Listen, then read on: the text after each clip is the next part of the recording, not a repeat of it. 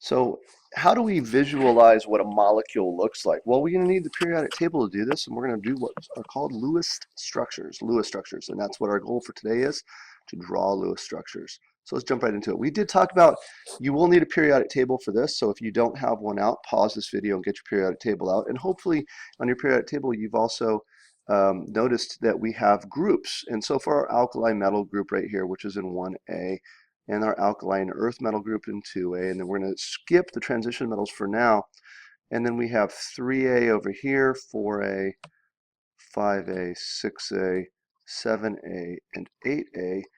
Just another way to number our periodic table, and it's very helpful because this tells us our valence electrons, which were talked about on a previous video. Remember, those valence electrons were electrons involved in bonding. We're going to bond atoms together to form compounds. So if you are in group 1A, and let me highlight group 1A right here, all these alkali metals, these all have just one valence electron. If you're in 2A, you have two valence electrons. If you're in 8A, you have 8 valence electrons, with the exception of helium, because it only has 2 electrons anyway. So we did talk about in a previous video that we have this octet rule, this rule that tells us, that kind of governs that that atoms will share electrons if you are a molecular compound, which means you're nonmetal plus nonmetal. You're going to share electrons, and we include into this mix hydrogen most of the time, not all the time, but most of the time. And we're going to try to achieve what's called an octet. Atoms will share electrons so that they can have 8 electrons around their nucleus. And I should mention that hydrogen, and we've mentioned this before, is okay with 2 electrons. Everybody else is going for 8 for the most part.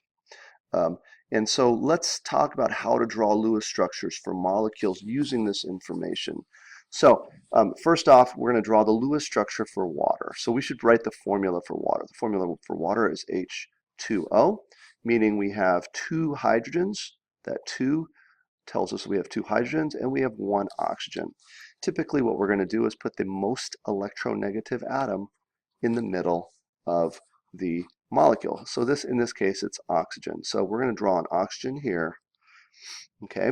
And then what we're going to do is we're going to look at our periodic table and look at how many valence electrons we have for oxygen. I'm going to scroll back up here real quickly, and I see oxygen sits right here, and it has 6 valence electrons.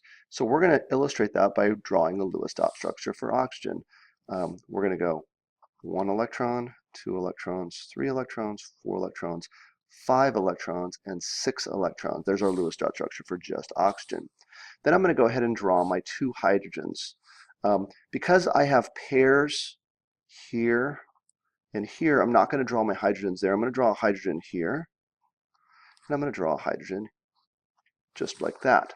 Each of these hydrogens has 1 valence electron. I'm going to scroll back up and show you hydrogen, and we see hydrogen sitting right there with its 1 valence electron. Go ahead and scroll back down. So each of them brings 1 valence electron. We'll draw it in red. So hydrogen brings 1 valence electron, and oxygen, or excuse me, the other hydrogen brings 1 valence electrons. Now what happens is they share these electrons, and we can show this by drawing a single line or bond in between these 2 electrons. And what we just drew there is called a single covalent bond. And that is when you have 2 electrons shared. Now, the way we want to kind of do a little bookkeeping here is we want to figure out if we have an octet on every single atom. So we're going to count the number of valence electrons around oxygen. So we have 2 there, we have 4 there. We look at the bond here, that is 2. Remember, the bond is 2 valence electrons right there. And so that is 6, and that is 8 valence electrons on just the oxygen. So we say oxygen does have an octet. And then we look at the hydrogens now. And the hydrogen, remember, only needs 2 electrons. So there's 2 for hydrogen, and there's 2 more for hydrogen. So everybody here has an octet, and that would be our correct Lewis structure. I'll kind of clean it up. I'm going to draw it over here. would be hydrogen, single bond to oxygen, single bond to hydrogen, and then you have your unshared pairs of valence electrons right there around the oxygen. There's your molecule shape. Let's talk about the next one. Let's draw the Lewis structure for NH3. Nitrogen is the more electronegative atom, so we're going to place it in the center. And we need to look up the number of valence electrons on nitrogen. So I'm going to scroll up. Nitrogen sits right here with its 5 valence electrons. And so we're going to go ahead and make 1, 2, 3, 4, 5, 5 electrons surrounding nitrogen. We then have 3 hydrogens to place in here. So I'm going to go ahead and place a hydrogen here. I'm going to place a hydrogen here. I'm going to place a hydrogen here. Each one of these brings 1 valence electron, just like in the previous example. So there's 1, there's 1, and there's 1. And then I'm going to go ahead and make my bonds.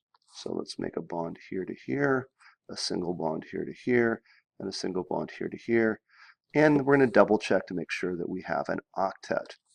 So we're just looking at nitrogen right now. We have 2, we have 4, we have 6, we have 8 electrons surrounding nitrogen, so it does have an octet. And each of the hydrogens has a single bond, which is what they're okay with. So there is our Lewis structure for NH3, which is ammonia.